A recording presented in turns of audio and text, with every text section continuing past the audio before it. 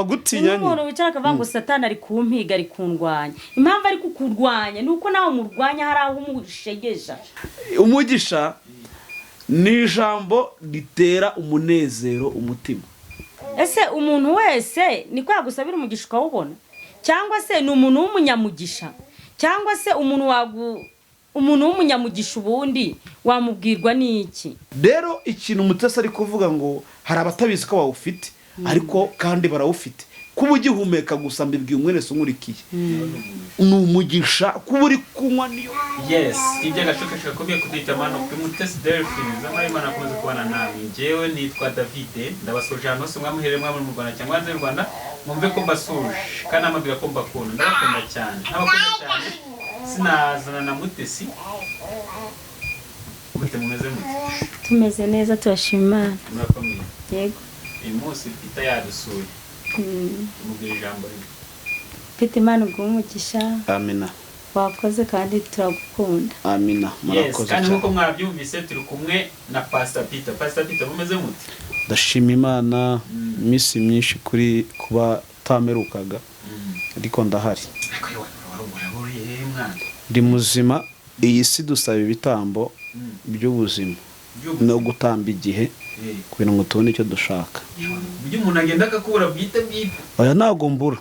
Ni David niba dugana kuri WhatsApp kabazi ko Peter ari muzima ahumeka bivuze ngo ntago Peter yabuze ubuza abatagihari. Rero genda hari. Ahubwo ikibazo ni wa mwanya twabanaga mutakiboneka ariko kandi dore Imana irabikoze.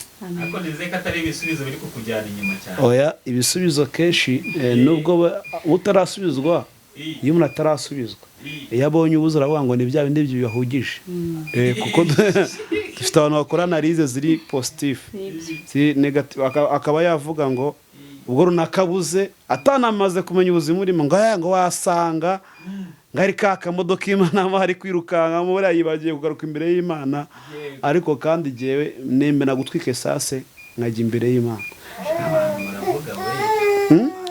Ariko buriya uzi ikintu cyiza kibaho buryo utaramenyekana na wakuvuga.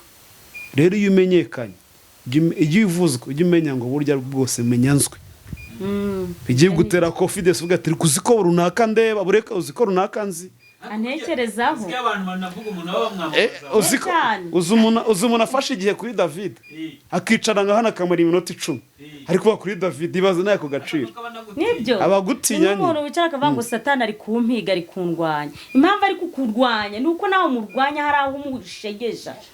Rero bari bamenyekanye n'abantu barakumenya bamwe akakuvuga neza abandi nabi kandi buriya abantu munkurikiranye na rimwe uzigira ubana n'abantu bose bakuvuga neza. Oya waburi ni kimwe cya kabiri afite kukuvuga neza abandi bakakuvuga nabi cyangwa se ukagira abantu 80 bakuvuga nabi harimo 20 bakuvuga neza kandi abantu bose bakuvuga neza waburi indyarya dore ikintu kidasa waburi umuntu mwiza Mutesi waburi indyarya kandi abantu bose bagushima ntago abantu bose bagukunda uzi impamvu ubivuze gutyo ajye ushimagizwa bite n'inyungu abantu bakubonaho none ahangaje mbonye umuntu mvuga nangata mwicaririka nkamukubita ikintu cyose ashaka karya ejo yaza kunyamamaza yamvuga neza kandi yarabanje kumuvuga nabi nukuri shuti zisi no reka nkubwire sibyo wenda niba utwakira kuri Gwana ariko TV cyangwa se ku Mutesi Derifins TV aho ngaho yego aho turi cyangwa se nkaba najya kuri Zaburi shanagiyeyo n'ahandi noneho nkaza kuko bamaga umwanya nyuma yaho sinkubone nangira kugenda sebya social media nkaho yose yangiritse uri kumva kubera iki ibyo nge nkunda ndi nyamushimira mwiriro no kunyarwanda avuga kuko hari icyo David yamaye. David ni umuntu kazi n'umunyamakuru mwiza ndamukunda uriya mutipe wangu azi kuvuga ibiganiro azi kuyobora ibiganiro neza rega n'umuntu ubona mwana ukunda abantu kubera iki nuko umuha ariko n'umwima shazajya kuri ahandi kumenagora ngo batwimye televiziyo batwimye iki azi kwimya mujya gukora kugira ngo iminota ingahe David niyo twatukanye sibyo bite n'uburemere wagize bw'ikibazo mwiga icyo ukeneye nka kiguha uraza ukamvuga neza abantu usiga ugura n'umubano muri kino gihe no kugura umubano urukundo yimbaye urukundo twaguraga n'abantu mwana twaguraga n'abantu ariko twaguraga kuri Kristo isi yagira amahoro. Oya Yesu nagagurisha kuko adugurisha ntabwo twone icyo tumuha. Oya tukamuha umwanya. Reka mbabaza nk'ubu Yesu aramutse anyishije uyu mwuka nkoresha kano kanya ntamuhige ntacyo wamo naho umuntu arirwa wufusha ubusa ari kuvuga. Yes ibyo nibyo navuga igihe duta mu bindi ari cyo gihe dukoresha dushaka umwami Imana dushaka umwami Yesu ntabwo abantu bagisoma Bibiliya byaba ari byiza cyane.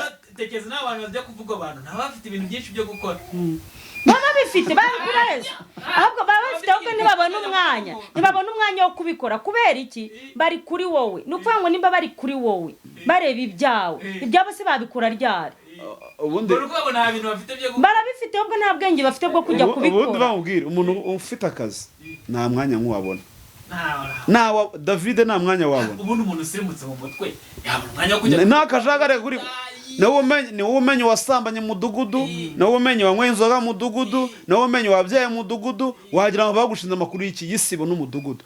Bivuze ngo nta kazi ufite. Ahubwo shaka akazi. Waba ufite business wirirwamo. Yakugize busy. Uri gutekereza kwishira BM n'iki byose. Kazo kubona umwanya wo kwirirwa uvuga ku muntu. Nase yabona umwanya wo gushaka ko. Uri butaho unaniwe ukaryama ejo ukabyuka mu kazi. Nanone yabona ko gashaka. Ahubwo buri munsi uko bucyaba avuga ati P.ETER nari mu biki. Reba nk'abantu bari kwicara umuntu agafata umwanya ariko abantu ni inama. Mutesi no muri no mitsa bagira inda nini. Reka nkubwire. Ugasa we ntamefate abantu bagira inda nini. Reka tubigire gutya. Reka tubya abantu hagiye bavuga mwihangane. Oya reka rebekana nabivuga nabona bibonye ejo bundi birambabaza. Yago abantu bari kumuvuga pe kandi n'abanyamakuru mwa social media yabaye uretse gato none se kugaragaza amarangamutima birakubabaje niba kubangamiye mwihorere sibyo kuko nawe hari ibyo twavuga ngo yago yateye inda runaka ngo n'undi ejo bunabonye yaje ngo yateye inda ariko ubundi shaka mbwira reka mbabaza ariko abanyamakuru sinabarenganya baracuruza bariya n'abacuruzi social media nayo ni isoko ubu winjiye hari mbere wajya mu nkweto wajya social media niki abanyamakuru bazadusonera iryo jambo social media nuko ngo niba social media yubakaga societe nyarwanda ribi kabitangiye gufunga abanyamakuru yego nuko ngo bamaze gutandukira n'abanyamwuga bagikora niba umuntu aje akavuga amagambo ngo runaka ngo uzabeza kumara icyo gatukana kuri social media gatukana kavuga ibipfuye amaso ugasanga araye mageragere kandi ni umunyamakuru navuze ibyanjye nawe vuga ibya uranukira iki yago ndamukunda ariko nabonye abantu kabisa bari kumwe reka kuki teba kimara kwipfira baravuze bagenda bazana umukobwa azana agapeti ngo yane yinda yagize guri kandi warapfuye nabashaka kuvuga none se bari umunyamakuru abikoze Muwe bamuzana imbere y'abantu wagira ngo nene abanyamakuru nabo barapfa tuzavuga iki kuri we murakoze Imana babarire. Yes reka tutarija mu kiganiro cyacu neza bikono kwa gusozanya tubikorera n'ibiri hanze hanga byo kuvuga kuzicyo nababwira icyo ndi batuvuge batwamamaze burya natwe amazina yacu zamuki no se David ukiri mu cyaro kugira ngo wari ukuze nta warundi ahubwo reka dutangire gutya mute tangira dusenga kwa twinje mu kiganiro cyacu. Witeka Mana nziza, Imana y'amahoro, Imana y'urukundo, turagushimye kuba tugeze kuri sadume ku muka w'abazima, nishimwe rikomeye turabigushimiye mwami. Reka tukwinginge nyaguhora ku ngoma tugiye gukora ikiganiro tuvuge ubumana bwawe, tuvuge kuri Imana kandi uriyo, kandi wahozeho uzahoraho ubera hose icyarimwe urahari. Reka ubane natwe tuyobore mwami, ibidatunganye ntitubivuge, tuvuge ibikubahisha n'ibiguhesha icyubahiro n'agaciro. Nyaguhora ku ngoma senze abadukurikiranya kakanya n'abazadukurikirana nyuma mwami Imana ubaha umugisha, reka ubaha amatwi yumva, ubafungurira amatwi yo mu mutima no ku mubiri. Data mwiza, reka ijambo bagiye kumva rishinga imizi mu mitima yabo. Urakoze kuko uri Imana yumva gusenga, reka utuyobore mwami. Umukozi w'Imana ndamusengeye mwami, umuyobore ntaba ari we, akubere mikoro wivugire, akubere igikoresho wikorere. Nyaguhora ku ngoma, izina ryawe rihabwa icyubahiro, bisabye none n'iteka ryose mu izina ryawe Kristo, amen. Yes, Pastor Peter na Mutesi ndajyango kwigana ku kiganiro gito kitari kirekire, ni kigufiya kandi sinakigufiya cyane.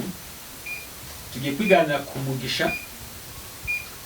Ibintu reka nkosore abantu bajya bakubwihana ngo ni kigufi burya ikiganiro cyose niyo cyaba gifite iminota 5 cyavugiyeho amagambo akomeye kiba ari kirekire kuko ufite kuvuga ijambo rimwe hano burya umvise akaritekereza amasaha agera muri 4 rero ikiganiro cyose giterwa n'imitekerereze nuko cyasohotse murakoze mwe mudukurikire mwumvise ko pasa Peter bivuze ubwo ahesegeza uburemere wa mugani ushaka gusanga nuko urugero ufite kutubaza ijambo si rimwe ryonyine tukarivugaho iminota 40 kandi ari rimwe ibazo tubajije 2 none nka tukavuga ijambo rimwe rikadukoraho nabyo birashoboka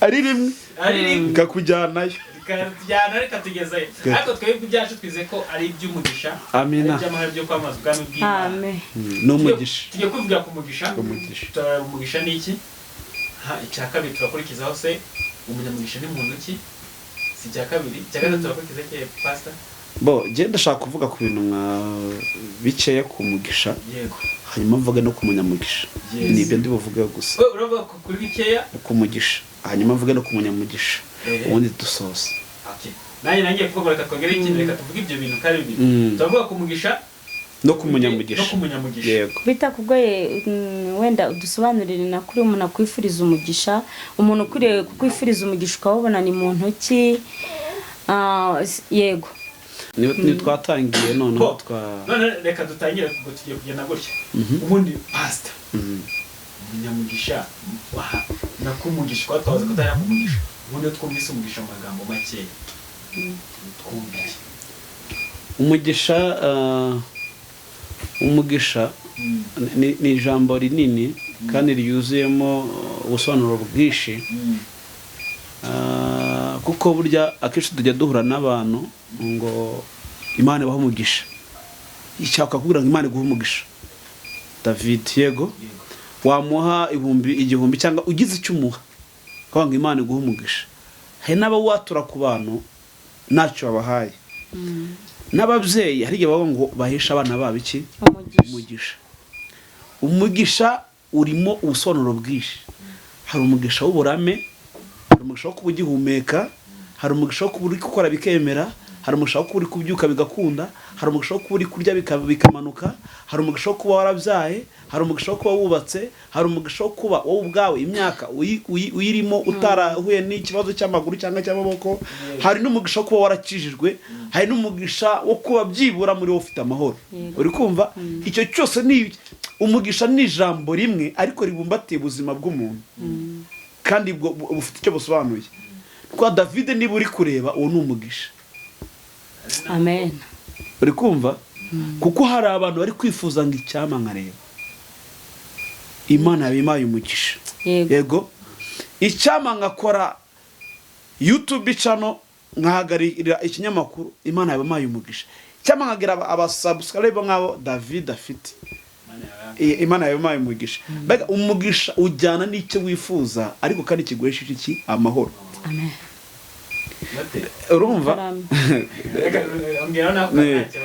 umugisha ni ijambo ritera umunezero umutima ni ijambo riba rikwifuriza icyo udakeneye nako icyo udafite mu mbabarire riba rikwifuriza icyo utagize gute icyo udafite Imana iha umugisha David muri ibyo mvuze David yatatekereza mu byo akeneye Imana ibanza gukora yego icyo ngicyo David akeneye uwo mugisha natuye aba ari wo kigera ugera kuri icyo kintu David akeneye gikorera Imana ihumugisha abantu bose bankunda nuko ngo Imana ihumugisha abantu bose badukunda ihumugisha urubyaro rwabo ihumugisha ikintu cyose bakora muri gutegeka kwa 2:28 ari ijambo rivuga ngo nzabaha umugisha muzagira umugisha mu kiba muvugira mutsima muzagira umugisha bima yanyu hazagira umugisha imbuto zo mu nda yanyu hazagira umugisha icyo mushaka gukora cyose hazagira n'umugisha mudugudu mutuyemo 28 mutegeka kwa 2 bivuze ngo iyo ufite umugisha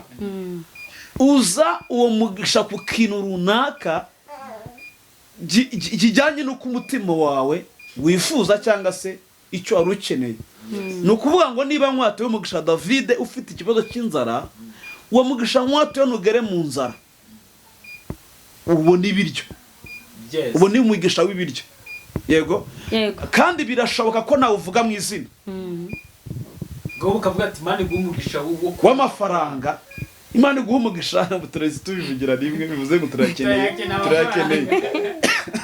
Imana iguha umugisha wo kubaka neza, Imana iguha umugisha w'umugore kuko nawe afite ariko ngo mwatuyeho. Kwanga abakera baravuga ngo hari mu byajya gutaha agahamagara umwana ukavuga ngo mwana wanjye reka nguheshe umugisha, kara karima ndakaguhaye kazakugira umumaro. Yego, nuwo n'umugisha w'ababyeyi. Murakoze rero umugisha ni ikintu, ni ijambo rimwe ariko mateye mu bintu byinshi bitewe n'ibyo umuntu akeneye. Yes, muti karame nawe ukoreshe nk'amajambo nk'abiri.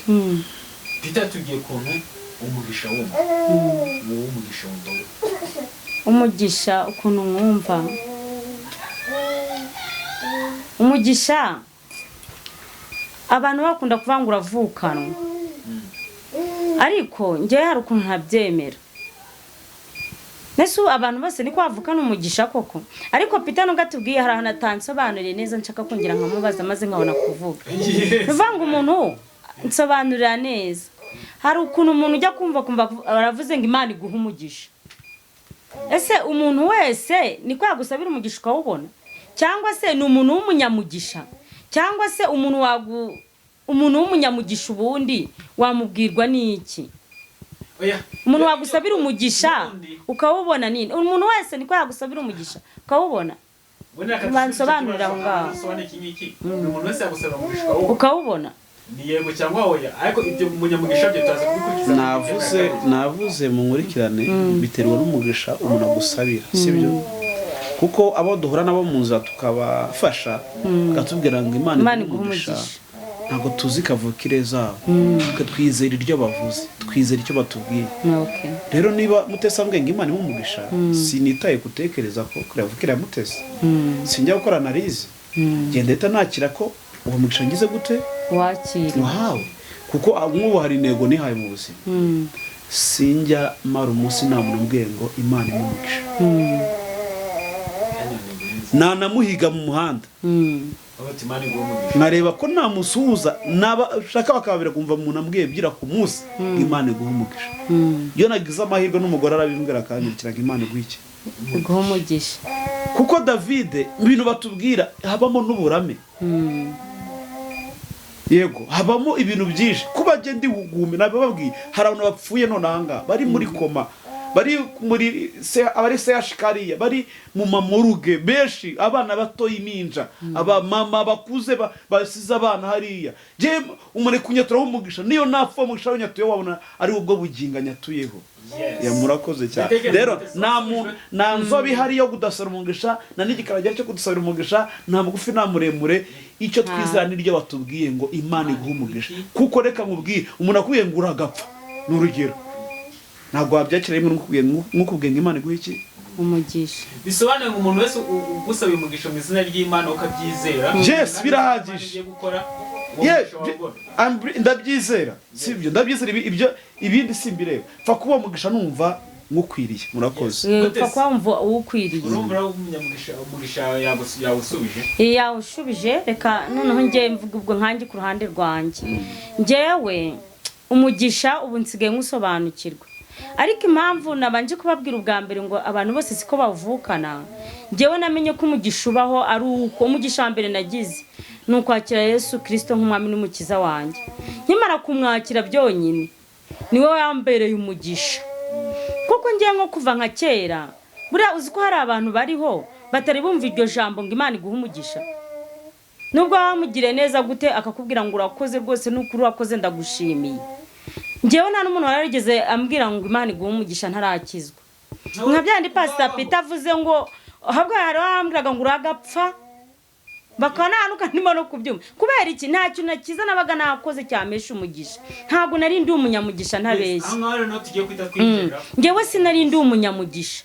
Ngewe mbaye umunyamugisha aho nyirijwe nkakira Yesu akanyinjiramo akambera umugisha. Nibwo nabaye umunyamugisha. Ubu sigaye hari n'igihe ku munsi mbibwirwa n'abantu barenze bane.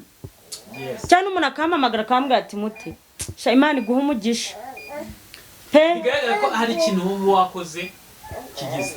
Pasa reka twinjire kuri ijambo ryo Mutesi agiye kuvuga. Tute tuninjira kuri cya kintu cyacu. Umunyamugisha. niwe umugisha we n'amagambo niwe muntu umugisha David naguciye mu ijambo gato reka mvuge ku kintu Mutesi ari kuvuga none anga dufite abantu batari yajya mu rusengero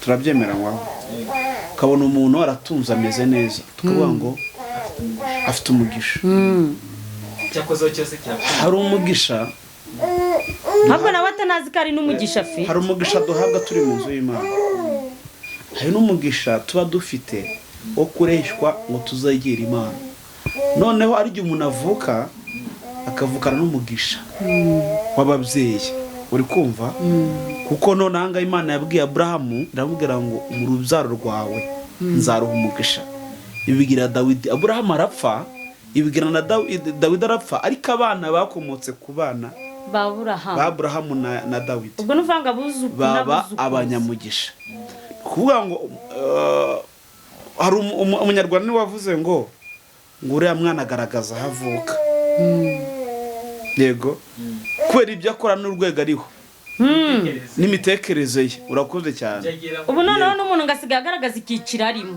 kamuka va turiya muntu ari mu cyiciro cya mbere cyangwa ari mu cya kangaye hari ijambo perezida yavuze nyakubahwa yaravuze ngo ntabwo turi abakire ariko tusa neza urumva tukananyurwa nuko turi tukanga gusuzugurwa na duke dufite gusuzugurwa muri duke dufite aho kugira ngo ngire ubukire nkasuzugurwe cyangwa se ngire ibirenze ariko bidafite icyo bigaragaza kuri jye nagira umugisha yego wo kuba nzi neza ko umugisha undiho nkagira n'uburyo kimahagarara ko muri uwo mugisha mwana wizera uko nguko rero ikintu Mutesi ari kuvuga ngo hari abatabizi ko bawufite ariko kandi barawufite kuba ugihumeka gusa mbibwiye umwene se nkurikiye ni umugisha kuba uri kunywa niyo nushaka kuba uri kunywa inzoga zikamanuka uwo nawe ni umugisha Imana ikukwereka ko igufite iki umugambi yes kuko wapfuye imigambi y'ibirangiye biba byarangiye niyo mpamvu abanga iyo umuntu yapfuye aba yarangije byose yes noneho dukomeze kwa kino tubonye ko buri muntu wese afite umugisha ubwo abantu twese turabanyamugisha yego turabanisha usabirwa umugisha akawuhabwa n'umuntu umeze ute reka mvuge ku munyamugisha kigaragaza ko uri umunyamugisha njyewe icyo nzi cyo ni uko umunyamugisha ari usabira umuntu umugisha akawubona murakoze rero nk'ubu ufite kubaza Mutesi ngo mu bantu muziranye tubwire 5 b'abanyamugisha yego bagusaba umugisha ukawuhabwa ni David kuko nige hari igihe umuntu avuga ngo uriya n'umunyamugisha kubera ko ari icyo umumariye yego uri kumva ariko tunyita umunyamugisha kuko abantu muri iyi minsi basigaye bagura umubano njyewe nakubeshya umuntu ambaje ati umuntu w'umunyamugisha niyinde wagusa umva sinavuga nde koko njyewe mbona Kristo regana nabivuze mbere njyewe niwe muntu wambere umunyamugisha amuze n'abanyamugisha navuze turi mu kiganiro cyo kureba mu mpande zose public mu bantu bose turi ntabwo ndaza ku munyamugisha mu buryo bwo mu rusengero imigisha mu buryo bwinshi no kuba jye mvuga abantu bakanyumva cyane ni umugisha noneho reka wumve reka Mutesi ari gushaka gutindaho cyane ni mu rusengero tujye mu rusengero noneho umuririmbyi uririmba neza akavuga n'ijwi ryumvikana tumwita umunyamugisha uzi kugira gute kuririmba noneho hari n'abahesha b'umugisha mu rusengero abatambyi n'abandi bose Imana bimikishwa iki amavuta bahesha iki abandi Bibiliya ni kuvuga hari abatambyi bahesha abantu umugisha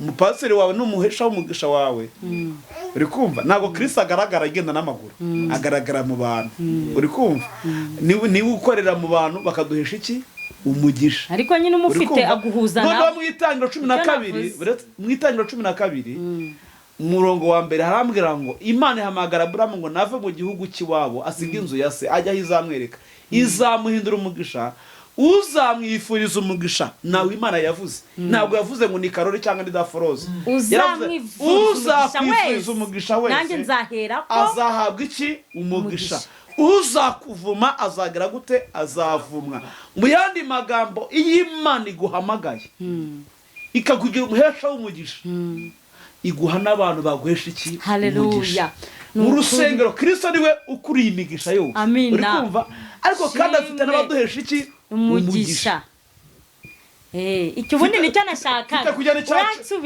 icya 10 kwa pasiteri akamesha iki umugisha ariko Kristo niwe bosi ushyigikira wa muntu amena icyo nicyo nashakaga ubu ndasubijwe ufite Kristo ubu ufite umugisha kukaguhuza n'abanyamugisha bakaguhesha umugisha haleluya ndafashijwe uone umunyamugisha ubundi wakira ubuntu bw'Imana ukaguhuza n'abantu abantu bakaguhuza n'ibintu karangira byose bayisawa kandi burya reka mubwize ukuri iyo umutima umeze neza n'umubiri byungukiramo nukuba donc umutima umeze fresh n'umubiri byungukiramo uraseka bigakunda iyo wariye yego iyo umutima nta kintu kiri kukurega ariko umutima gasesekara urakoze cyane rero note nagira kwivugira reka twivugire ku munyamugisha dusoze shaka kwivugira ku bintu biranga umunyamugisha yes mbona umunyamugisha uzabumenye abantu bose mu nkurikiranye umuntu w'umugisha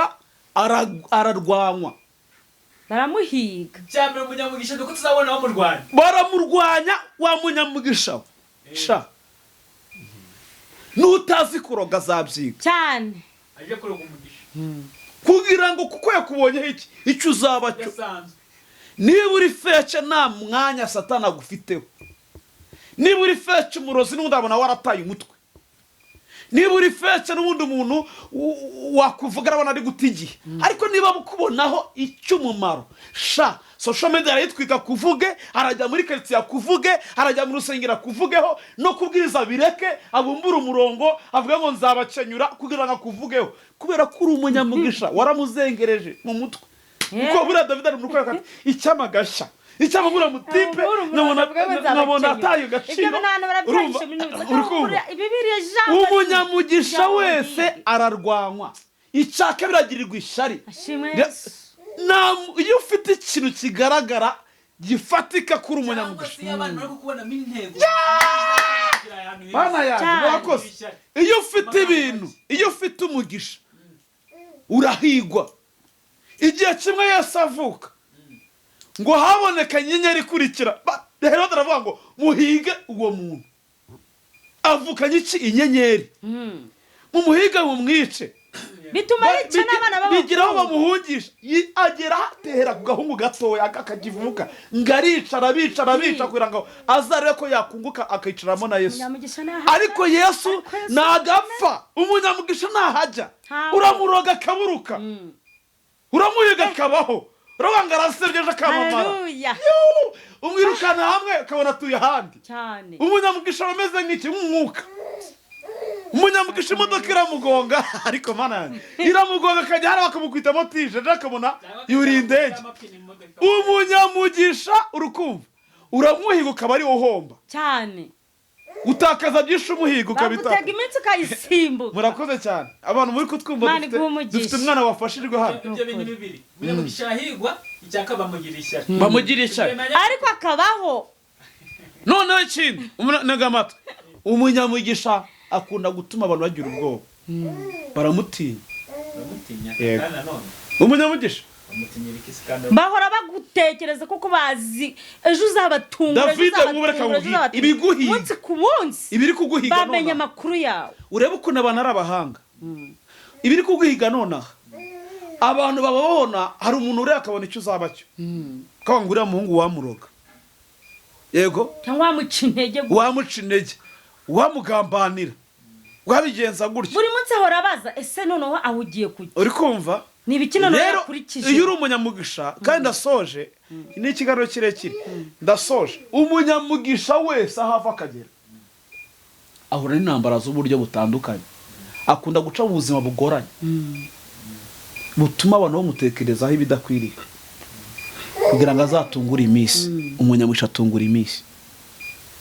atungura iminsi papa haleluya yes buri reka mubwite kumubona ari umukobwa wabyariye mu rugo ngo byararangiye ejo agakoresha ubukwe buteye iki ubwoba kandi agasanga umugabo utatekerezaga umunyamugisha uramuhiga ukamusebya ukamujyana na gereza akajyamo ejo akavamo akarehera abana bawe. umunyamugisha ntabwo apfa, ntabwo apfa gupfa, kandi umunyamugisha nta nubwo avumika. Urawuvuma ukavuma ariko ntabwo avumika. Bibiri nabwira ngo mwabasha kuvuma ni gute wavuma w'Imana itavuma? Munyamugisha. None se reka mbwira abantu bankurikiranye, hari ibyo mwatambutse, munyamugisha, hari ibyo mwasimbutse benshi baguyemo. Uyu munsi sana ko mugihumeka si uko mwirinze cyane. Ibyaha abandi bakoze namwe mwagize gute? Mwarabikoze. Inzoga muri kwa banywe namwe mwagize gute? Mwarazinywe. Banywe n'izirutaho. Kuba uhagaze kuri imbe wambaye akantu k'umweru mu izosi bigaragaza ko warushije abandi kugira gute? Gukiranuka. N'umugisha hawe. Kandi kamubwiza ukuri nyambwira abantu ngo niba uzamutse witware neza, kuko iherezo ryo wazamutse no kumanuka, ariko iherezo ry'uri hasi no kuzamuka. Wibyibije nka dendo nka cya gisake cy'ikidendo, uwo n'umugisha Imana igwahagwa gerageza ugaburira abandi neza. Yego unawubemo neza kuba witeka nibwo bwenge. Kuko umugisha, reka mubwire, umugisha n'ubuzima. Urukumva? Umugisha wa mbere n'ubuzima. Hari abantu rimwe ububona bafashe umugisha bakawugira iki? Impamvu y'icyaha. Umuntu ahawe promotion kuvuga ari kumvikana. Sije Peter mabwa mfite ubu nonanga rwego Imana iri kungezaho no kujya kuri radio nkavuga, yego kujya kuri televiziyo nkavuga, noneho bikamesha uburenganzira bwo kujya gusenya abandi. Wamugisha mawe si ukoresheje neza, rero ingaruka zanjye nazindi pfa firiye mu mugisha, kuko Imana ibona ndi guhemukira iki abanyamisha bari kuza. Ntabwo munyakibarama uwahize Yesu yarapfuye. Ahubwo ati mugore subiza umwana mu rugo, kuko wamuhigaga ageze gute? Yapfuye. David ni buri umunyamugisha, menya ngo uzanabihekenya nacyo bizagutwara, menya ngo uzavugwa nacyo uzaba, menya ngo uzagenda kuri moto cyangwa mu modoka biguhita, menya neza uzabitangira ari bitoya bibe binini kubera kuri umunyamugisha. Niba bazaguhiga uzabaho. Soza ku munyamugisha rero, umunyamugisha yarwara abantu bakavuga ati byararangiye, ariko ejo agakira. Umunyamugisha wamubona uyu munsi ukamurebera mu isura ye, kanga ariko uyu muntu azagera kuki? Murebe musura. Umubonye akakanya. Uyu muntu wambara n'ubupira n'ubupantaro n'ubushati azagera ku kimana mbara ubukanzu n'ubukweto bimeze gutyo n'ubudaboda. Kandi uri umunyamugisha. Umunyamugisha ni umunyamugisha ntago avumika. Reka mubwire umuswari yaravuze ngo poteza mudomo. Gerageza guceceka kuko umuntu uvugaho David aho twavuzeho, uri kumva uyu munsi batugira umumaro.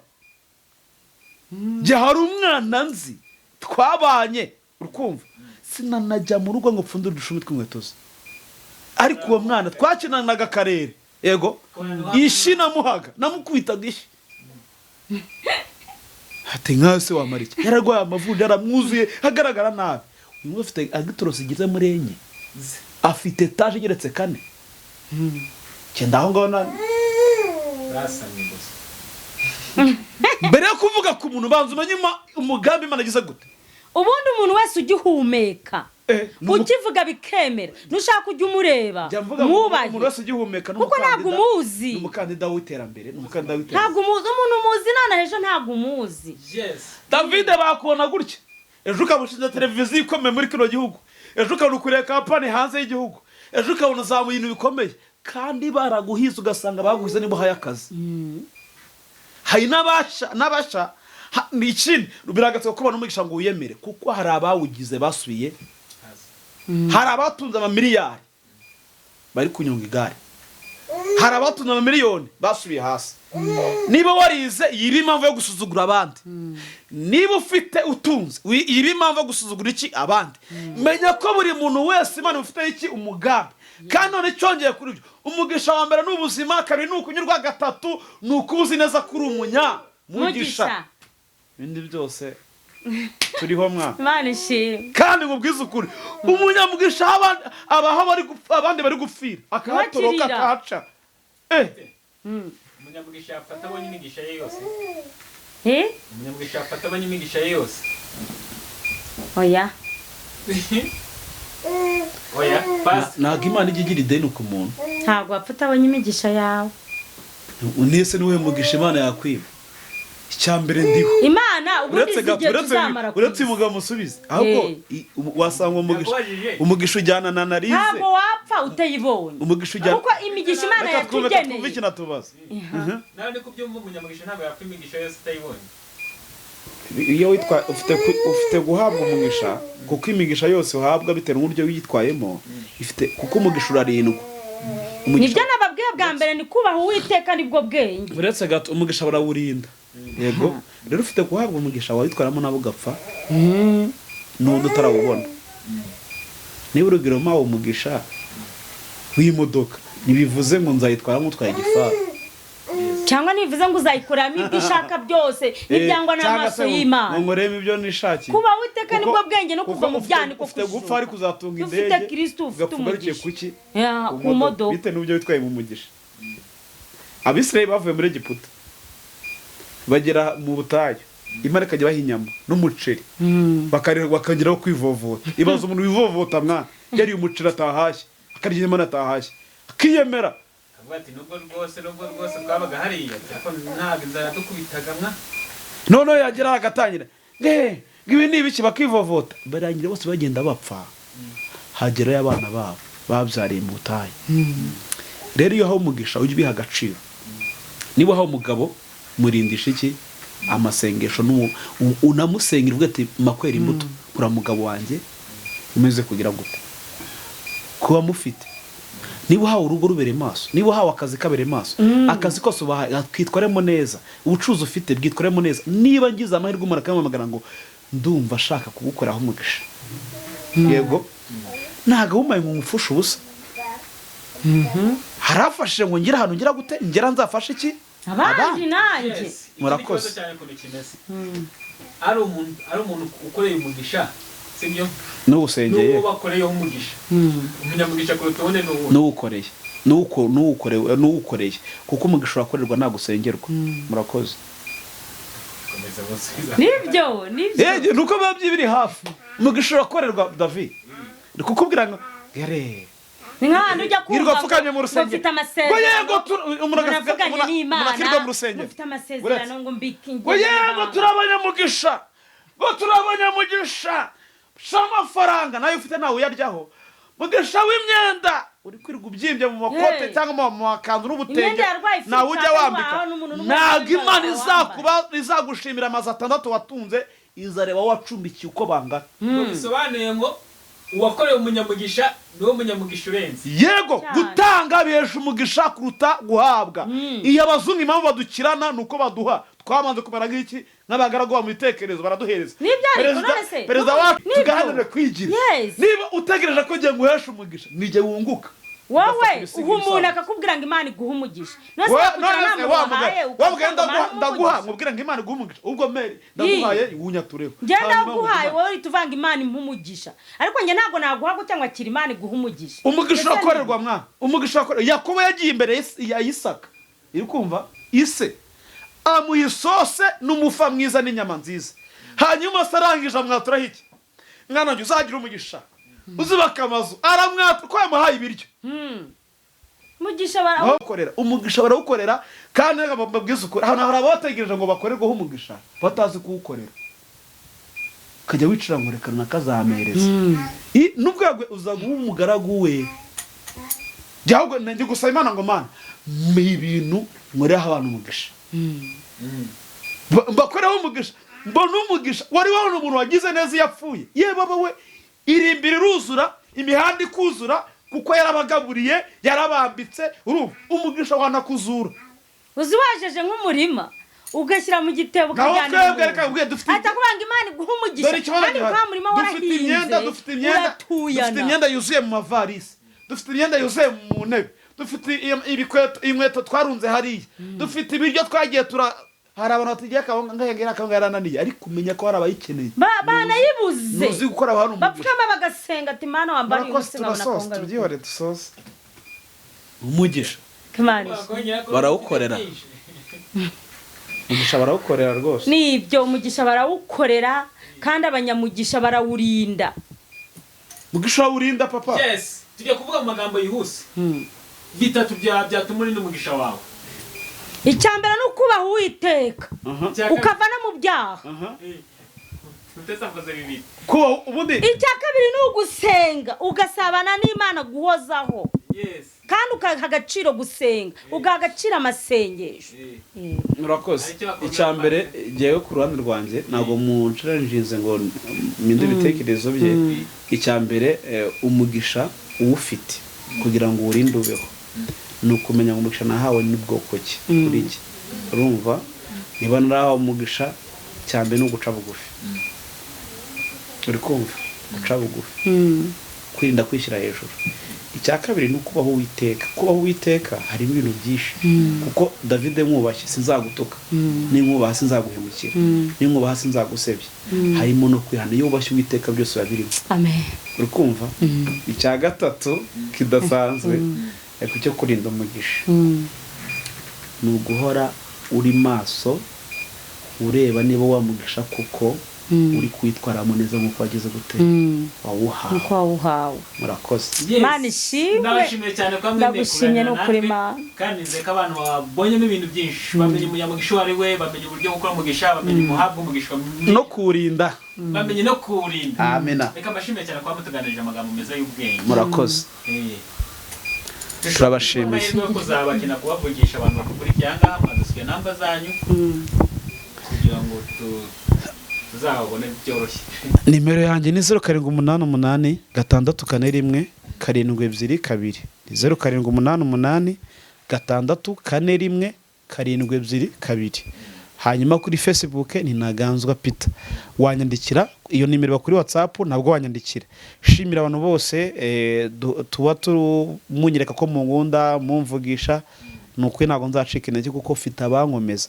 Nongere mbwira abantu burya Dawidi avuye kwica Sawuli avuye kwica Goliyati mumbabarire avuye kwica Goliyati yageze imbere ya Sawuli amugira ishyari aramwirukankana arahunga. Abagore bari bavuze ngo Dawidi yishe, Dawidi arakaze, Dawidi yishe, Dawidi baramwogagiza. Nyuma yaho bamuvuyeho baramureka ariko Imana isigaza abantu 400 bo kuzagumana na Dawidi. Imana buri wese umurikiranye mu bafite mu nshuti zose ufite ikugosorere iguho musigarana mu kigeragezo iguha inshuti nk'izinkora mutima zitazagusiga kubera intege nkeya itazaguterana kubera n'ikigeragezo. Murakoze cyane. Murakoze cyane. Ni Mutesi Derifins n'ubundi abatari bakora subscribe